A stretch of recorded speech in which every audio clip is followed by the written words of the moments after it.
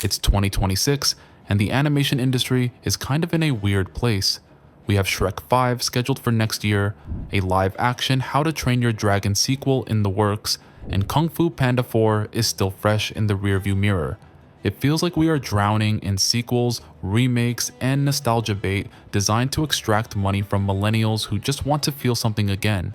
And honestly, if you look at the DreamWorks lineup today, it's easy to just see a chaotic meme factory. We're talking about a cinematic universe that has been completely cannibalized by internet irony. You have the "somebody once told me" edits, the literal Shrek raves selling out worldwide, and the collective fever dream that is the B-movie. It's gotten to the point where we've gaslit ourselves into thinking we only watch these movies for the bit, like it's just brain rot for millennials who need a break from the horrors of the housing market. But I've been rewatching the big three, Shrek, Kung Fu Panda, and How to Train Your Dragon, and I think we are remembering them wrong. We treat them like content, like jokes to be referenced. But if you strip away the Smash Mouth and the Jack Black scatting, these aren't just comedies. They are some of the most emotionally mature films about identity, loneliness, and trauma that have ever been made. I'm serious. While Disney was busy perfecting the "I Want" song, and Pixar was focused on making us cry about toys, DreamWorks was doing something messier. They were making movies about the parts of ourselves we try to hide. The ugly parts, the insecure parts, the parts that feel like disappointments to our parents. And that is exactly why they have aged so surprisingly well. It's not the animation technology, which, let's be real, in Shrek looks like it was made on a PlayStation 2. It's because they told the truth about growing up. So let's look at the facts. Let's look at why a green ogre, a fat panda, and a scrawny Viking hit harder in 2026 than they did when we were kids. Let's start with the big one, Shrek. Released in 2001, it grossed nearly $268 million domestically and won the first ever Academy Award for Best Animated Feature. It was a massive middle finger to the Disney establishment, snarky where they were sweet, gross where they were polished. But that cultural context is gone now. Kids watching today don't know about the Jeffrey Katzenberg versus Disney feud. They don't care.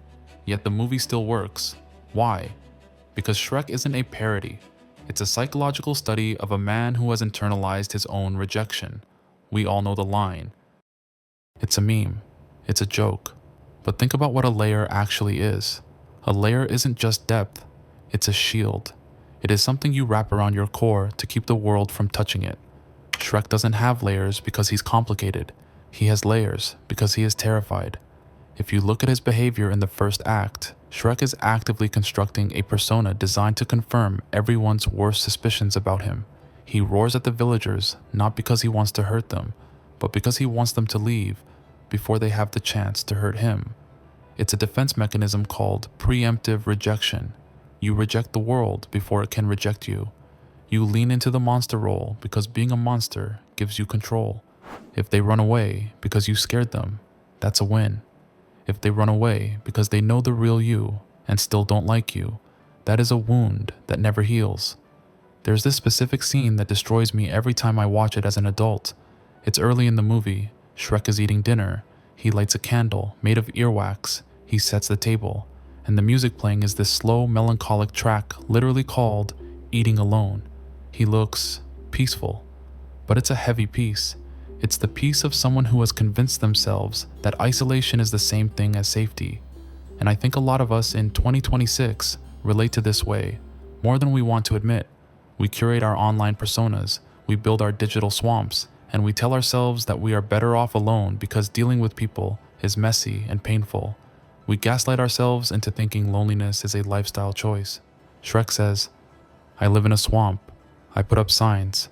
I'm a terrifying ogre. What do I have to do to get a little privacy?" But he's not asking for privacy. He's asking for protection from the shame of being himself. This is where Donkey comes in. And honestly, Donkey is the unsung hero of the entire franchise, not because he's funny, but because he is the only character who refuses to read the script Shrek is handing him. Shrek tries every intimidation tactic in the book. He insults him. He threatens him. He roars. And Donkey just stays. He is unreasonably loyal to someone who hasn't earned it. And that consistency is the only thing that breaks the cycle. Jane Caputi, a scholar who analyzed the film, points out that it is Donkey who demands equality from Shrek. He forces Shrek to be a person, not a monster. And then you have the mirror, Fiona. If Shrek weaponizes ugliness to keep people out, Fiona weaponizes perfection. She has spent her entire life in a tower rehearsing a script. She knows exactly how the rescue is supposed to go, what she's supposed to say, and how she's supposed to look. She is performing an identity she doesn't even believe in, because she thinks that's the price of admission for love. The tragedy of the first movie isn't that they are ogres. The tragedy is that they are two people convinced that they are unlovable as they are. Shrek thinks he's too much of a monster. Fiona thinks she's too much of a fraud. When Shrek finally opens up by the fire, talking about how people judge him before they know him, he isn't just venting. He is articulating the core anxiety of the human condition, the fear of being seen. And that's why the ending ages so well. The resolution isn't that Fiona turns into a beautiful human, and they live happily ever after in a castle. The resolution is that she stays an ogre. She stays ugly by society's standards. The movie says that the happy ending isn't fixing yourself. The happy ending is finding the person who sees the ugly parts of you and doesn't run away. In a world of Instagram filters and AI-generated perfection, that message hits harder now than it did in 2001. Now, if Shrek is about self-acceptance, Kung Fu Panda is about the crushing weight of imposter syndrome. And look, on paper, this movie should have been a disaster. It's Jack Black as a Kung Fu fighting panda. It sounds like a cash grab designed to sell Happy Meals, but somehow, it turned into one of the most profound explorations of purpose and talent in animation history. Let's look at the facts. Po isn't just a clumsy goofball. He is a guy trapped in a life that is safe, predictable, and totally unfulfilling. His dad, Mr. Ping, loves him, but he also reinforces this crushing mediocrity. "We all have a place in this world," he tells Po. "Mine is here, and yours is at tables 2, 5, and 12. That line, that is the sound of dreams dying. It's the well-meaning parent telling you to get a real job because art doesn't pay the bills. Po feels like an accident. He loves Kung Fu, but he believes his nature, his fatness, his clumsiness, his pandaness, disqualifies him from greatness. So when he gets chosen as the Dragon Warrior, he doesn't feel excitement. He feels terror. He feels like a fraud. This is textbook imposter syndrome. He is waiting for everyone to realize he's a mistake. And the brutal part is, everyone around him agrees. The Furious Five, who have trained their whole lives for this, look at him with total disdain. Shifu literally tries to torture him into quitting. And here is where the movie does something brilliant. It contrasts Po with the villain, Tai Lung. Tai Lung is the gifted child gone wrong. He was the prodigy. He was told from birth that he was special, that he was destined for greatness. He did everything right. He trained until his bones cracked. He hit every metric of success. And when he was denied the Dragon Scroll, he didn't just get mad, he shattered. Tai Lung represents the danger of tying your entire self-worth to external validation. He needs the scroll to tell him he's special because he doesn't believe it himself. He is what happens when you raise a kid on nothing but praise and expectation. When the validation stops, the monster comes out. Po, on the other hand, has to learn the opposite lesson. The scene with the Dragon Scroll is the key to the whole franchise. Po opens it, expecting the secret to ultimate power, and it's blank. It's a reflective surface. There is no secret ingredient. It sounds like a fortune cookie cliche, but think about it. For the entire movie, Po has been trying to be like the Furious Five. He's trying to be stoic, like Tigress, agile like Monkey. He hates being a panda. He hates his belly. He hates his appetite. But the moment he realizes the scroll is blank, he understands that the thing he was trying to hide, his authentic self, is actually the source of his power. He doesn't beat Tai Lung by learning a secret death touch. He beats him by using his belly to bounce the attacks back. He beats him by being a panda. Tai Lung can't handle it, because he can't fight something that refuses to play by his rules. He screams, "The Wuxi finger hold? You're bluffing.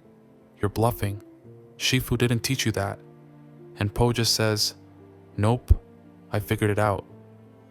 That is the moment of self-actualization. It's not about talent. It's not about destiny. It's about realizing that the secret ingredient is just you. And in 2026, where we are constantly told we need to optimize our lives, hack our productivity, and buy the right course to be successful, the idea that you are already enough is a radical political statement. And then we have the masterpiece, How to Train Your Dragon. If Kung Fu Panda is about internal conflict, How to Train Your Dragon is about systemic conflict. It's about what happens when you are born into a world that is fundamentally wrong, and you are the only one who notices. Hiccup isn't just a nerd, he is a disappointment, and the movie doesn't shy away from how painful that is.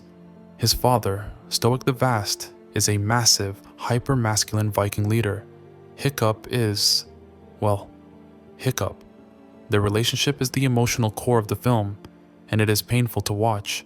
Stoic loves his son, but he doesn't like him. He sees Hiccup as a problem to be solved, a weakness to be covered up. "You're many things, Hiccup," he says, "but a dragon killer is not one of them."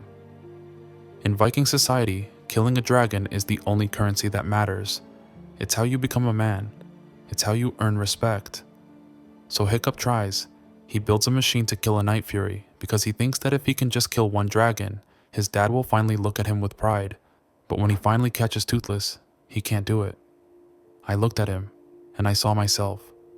That line is the pivot point for the entire trilogy. Empathy. Hiccup breaks the cycle of violence not because he's weak, but because he has the courage to look at the enemy and see a reflection. The queer reading of this film is pretty undeniable. You have a kid who doesn't fit the masculine norms of his society, who has a secret life in the woods that he has to hide from his father, and who eventually has to come out and show his dad who he really is, risking exile. When Hiccup drops his weapon in the arena and tries to show the Vikings that dragons aren't monsters, he is challenging the foundational lie of his culture. He is saying, "We have been wrong about everything for 300 years." And Stoic's reaction is terrifying. He disowns him. "You are not a Viking. You are not my son." That hits hard. That is the fear every kid who doesn't fit the mold carries, that if they stop pretending, they will lose their family. But the movie doesn't end there. It forces Stoic to change, and this is why it ages so well. In most movies, the kid learns a lesson and grows up. In this movie, the adults have to learn. The older generation has to admit they were wrong. Stoic sees Toothless save Hiccup, and he realizes that his prejudice was blinding him to reality. He apologizes. "I'm proud to call you my son." He doesn't say this because Hiccup became a dragon killer. He says it because Hiccup taught him a better way to be a leader. And let's talk about the cost. In the end, Hiccup loses his leg. This is such a bold move for a kid's movie. It argues that change requires sacrifice. You don't go through a war, even a war of ideas, without scars. Hiccup is permanently changed by his choice to embrace the other.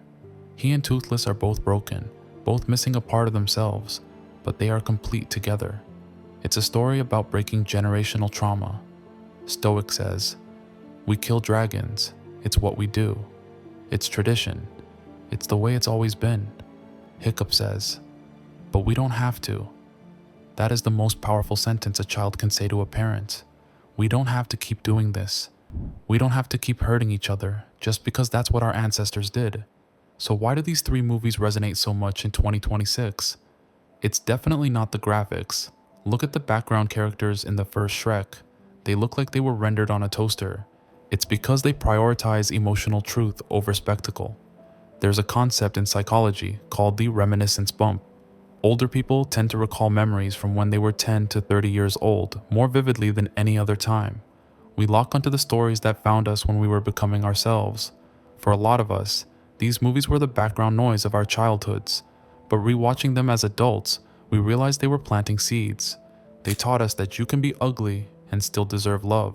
They taught us that you can be clumsy and still be the dragon warrior. They taught us that you can disappoint your father and still be a hero. In 2026, the animation landscape is dominated by hyper-realism and AI-assisted visuals. We have movies that look indistinguishable from reality, but so many of them feel empty. They are perfect shells with nothing inside. DreamWorks, at its best, was the opposite. It was messy. It was weird.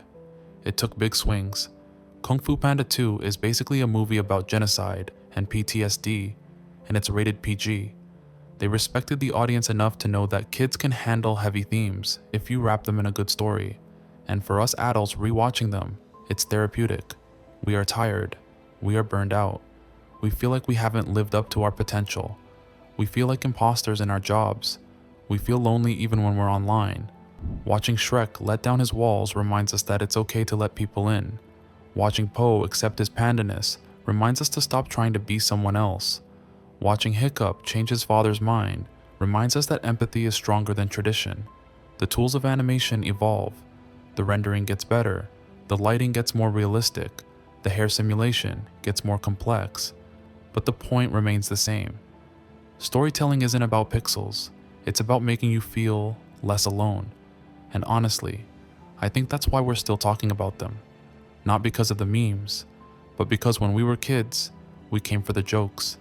And now that we're adults, we stay for the healing. So do me a favor, don't just wait for Shrek 5 or the live action remakes. Go back and watch the originals, really watch them. You might be surprised at who you find staring back at you from the screen. Let me know in the comments which of these three hits you the hardest now that you're older. Is it the loneliness of the swamp, the pressure of the noodle shop, or the disappointment of the Viking village? I think for me, it's the noodle shop. I'm still waiting for my dad to understand that I don't want to sell noodles.